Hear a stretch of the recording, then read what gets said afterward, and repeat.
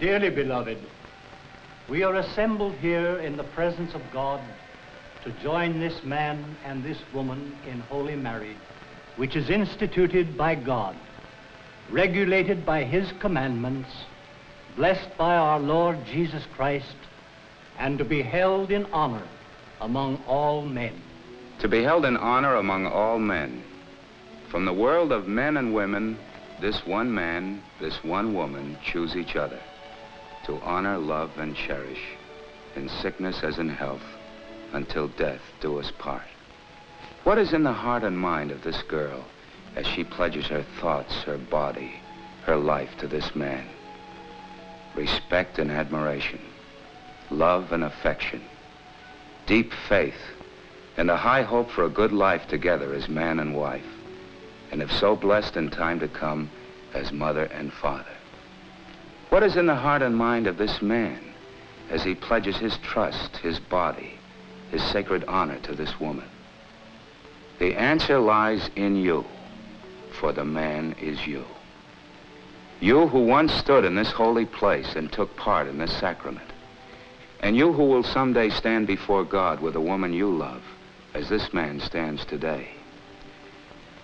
Your answer may be freely given, for you may come to this woman as she comes to you, clean in body and spirit, as you enter on a new way of life in which the best is yet to be. Or you may have no answer that can bear the light of day, for in your conscience may be hidden closets where dead things are stored. Violations of the vows you took today. This man then is you, and his answer is your answer, freely given or hidden in secret places. So God created man in his own image, male and female created he them.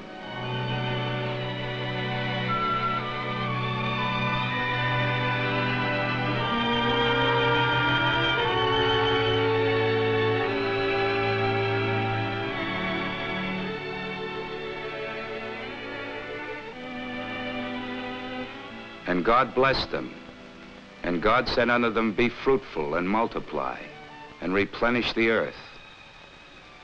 One man, one woman, sanctified in the sight of God and in the presence of their fellow men by sacred writ and ring as man and wife, given only to each other forever and evermore. This is the law of God. This is the way of life for the children of God on earth. Reduced to the simplest terms and applied to us as individuals, the standard for personal conduct can be summed up in the question, how honest are you? You won't cheat at cards. It's a matter of fair play and a sense of decency. So win or lose, it's on the up and up. You're not a thief at heart, and you hold no truck with anyone that is. But what about sex? You men who are married, and you men who hope to be married someday, how honest are you when it comes to sexual indulgence? In terms of the moral responsibility to the decent women in your life, just how faithful are you? In the long ago, when man and woman were new on earth, and earth itself was young, possession was permission. Sex was the animal expression of primal instinct.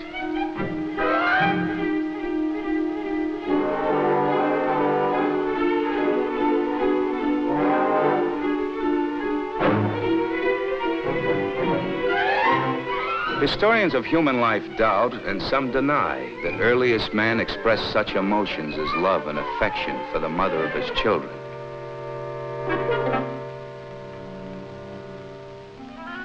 But man had in him the spark of divinity.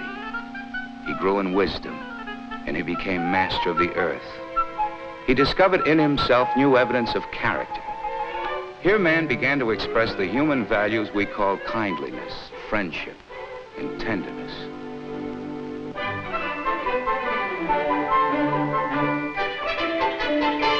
The relationship between husband and wife, parents and children, has developed through the centuries into a natural expression of mutual trust and affection. The modern man living in honor and intimately sharing in family love brings permanent happiness to his marriage and family life. Instead of the loose talk about women and sex you usually get in bull sessions, let's have the real lowdown. What are the facts about women and sex, especially the business of illicit sex? For the most part, that's what it is, a business, highly organized and highly profitable to those who run it, not the girls themselves. They usually wind up with the least in terms of money and the most in terms of degradation and disease.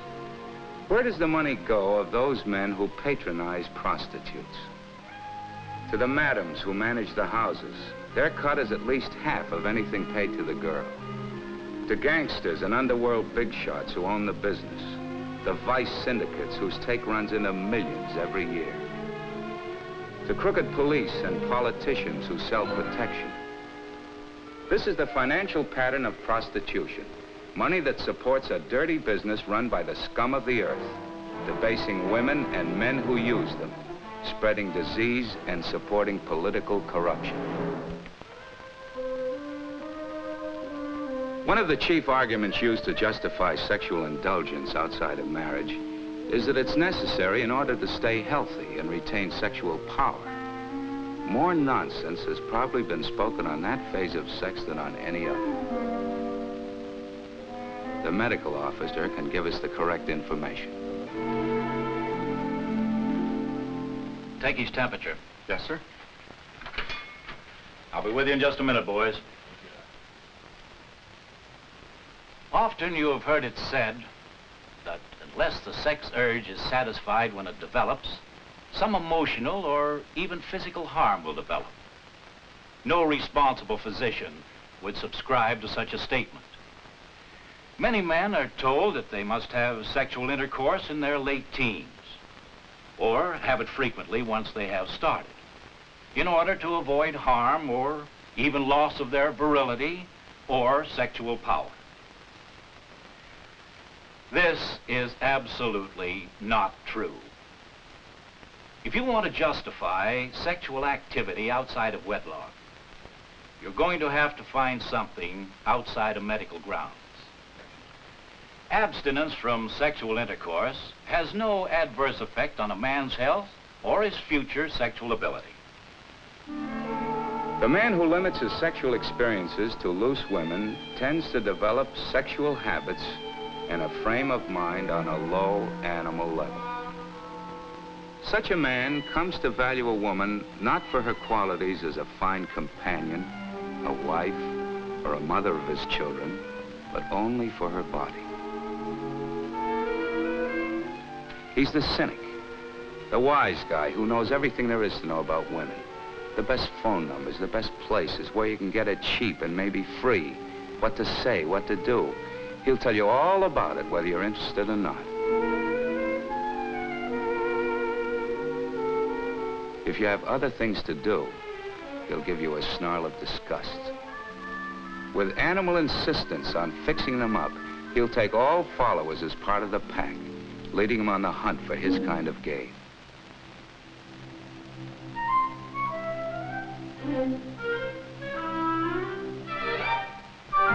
He has all women pegged as tramps and pushovers. This is the loudmouth lady killer and sexual athlete who laughs at such things as decent manners, kindness, love, and affection. Whether he admits it or not, he's a poor sucker, trapped by his own sense of false values.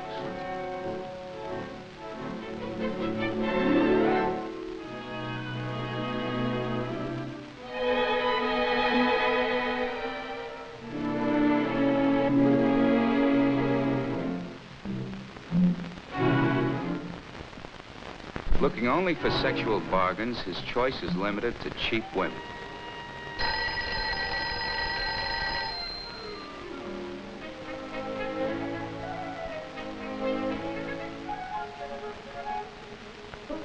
The man who repeatedly uses a professional prostitute or a sexually promiscuous amateur, that man can permanently damage his ability to enter into the love relationship which makes possible a happy marriage and a successful family life.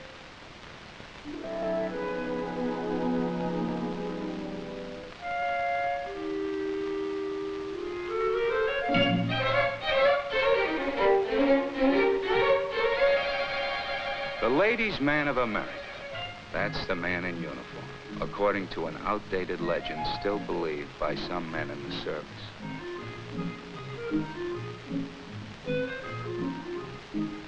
The girl in every port, kind of romantic nonsense that gives many a serviceman delusions of grandeur about himself and his irresistible charm.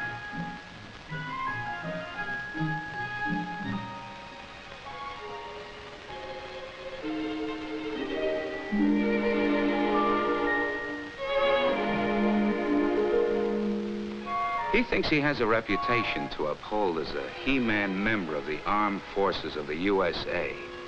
And so every chance he gets, he's out to make a conquest. He likes it when they're hard to get. It gives him a chance to show his power. Makes him think he really has something this time. No professionals for this guy. His women are for free, except maybe for a few drinks and food and a cab fare home.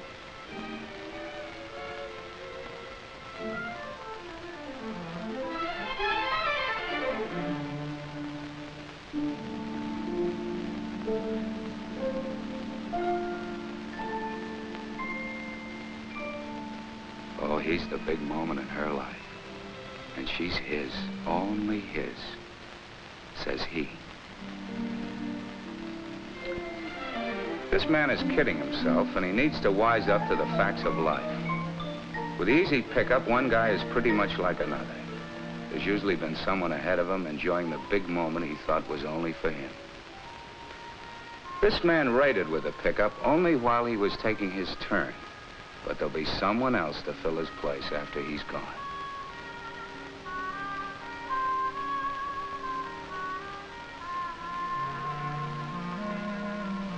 This is sex on the prowl.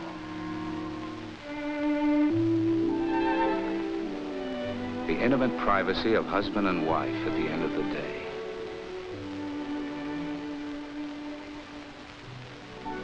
The unspoken expressions of deep affection shared in the quiet confidence of mutual love.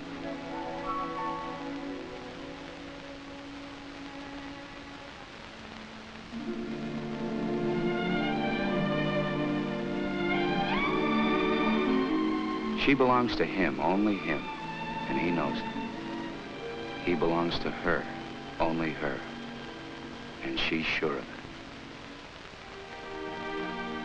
On this high human level, a man's sexual relations are associated with respect and tenderness, a real concern for his partner, and other sentiments that any man has deep in his heart for the woman he loves.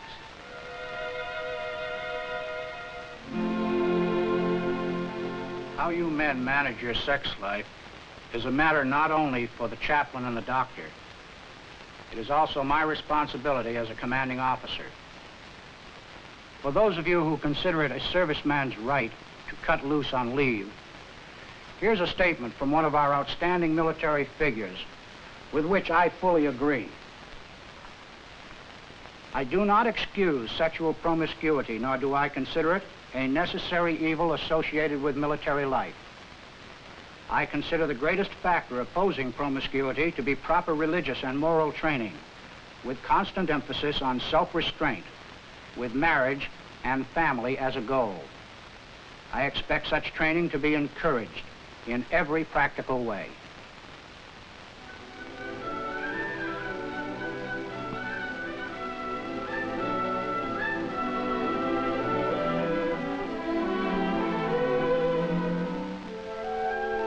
Is it always a strong sexual urge that drives a man to houses, bars, and the streets in search of an easy woman? In many cases, the answer is no. Very often, sexual desire has nothing to do with it. Sometimes it's just plain curiosity. He wanted to see what it was all about, to find out if it was anything like they said it was. For him, it was sordid rather than exciting, embarrassing rather than satisfying, leaving him with a disgust, not only for the woman, but for himself.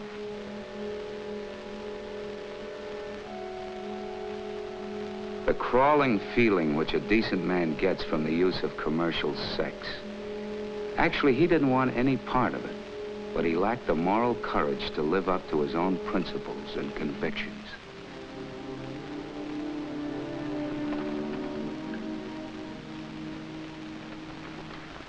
Some things that men do are harmless pastimes, and as such, they're a man's own private business. But sexual relations never belong to this class. They always affect another. They involve sacred human personality and a basic loyalty. That is one of the reasons why illicit sexual practices are condemned by a direct commandment of God. Thou shalt not commit adultery. But God never makes a demand upon us that he does not give us the power to meet.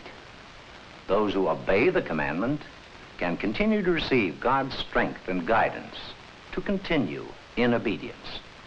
Those who have violated the commandment can receive forgiveness for the violation and then return to obedience. Such forgiveness depends upon a sincere desire to be forgiven and the intent and effort to avoid further violation. By wanting it, each man can have the honor and determination to safeguard and further family life. By his standard of conduct, each man can show the love and will to please his Creator and abide by divine law. No one says it's easy for a vigorous, healthy man to practice control and restraint in matters of sex. But such self-discipline is possible for anyone who accepts it as necessary and worthwhile. Each man avoids many things that he's tempted to do just because they aren't worth the price of doing them. It's an aid to self-control to keep a strong sense of contact and association with the folks at home, and especially the women who mean most to you, your wife or your mother, a girl from school or your hometown. When too broke or too far away to phone or visit, the mail still goes through, binding relationships, exchanging intimate thoughts, sharing plans. Attendance at religious services and the private worship of God enables a man to strengthen his standard of conduct by the faith of his choice. Practice the acceptable adult relationships, the mixed company with its social satisfaction for both men and women. Partners at a dance or party, an evening doing the town or seeing a movie. Double dates to share a car with a stop for food to finish the evening. Ways of enjoying the pleasure of the opposite sex which will stand the light of day.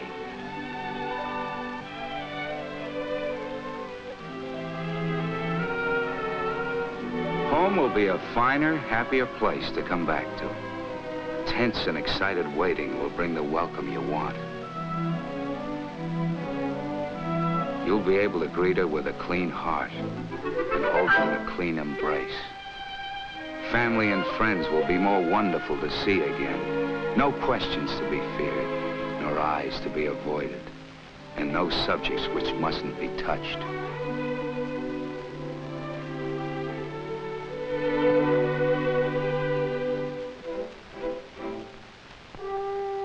You'll be coming back without hidden closets in your conscience, proud of the service you're part of, and with good, clean memories of your hitch in it.